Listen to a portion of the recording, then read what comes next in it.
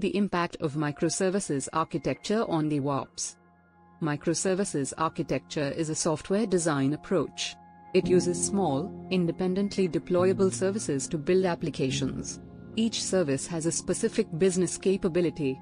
It can be developed, tested, and deployed independently. Independent deployments and continuous delivery. With microservices, teams can update individual services. This won't affect the whole app. This aligns perfectly with C/CD pipelines, a key part of DevOps. Faster release cycles. Teams can update services independently. This enables faster releases and rapid iteration. Improved scalability and resource optimization. Microservices allow for horizontal scaling. Specific services can be scaled based on demand.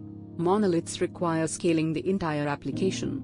Efficient resource usage. Teams can allocate resources to critical services at peak times.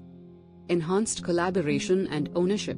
Microservices align with DevOps' philosophy of cross-functional teams, enabling better collaboration. Decentralized teams. A dedicated team can own each microservice.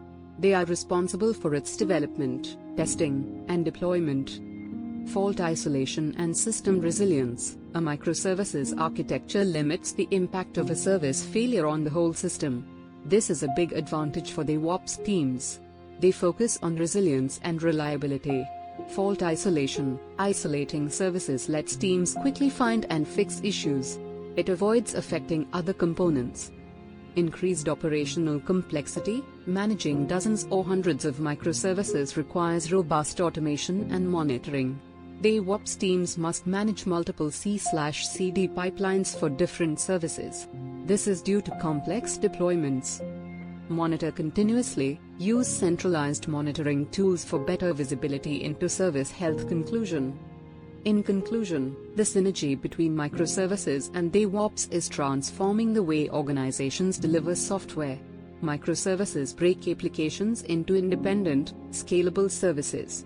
They enable faster releases, greater flexibility, and better resilience.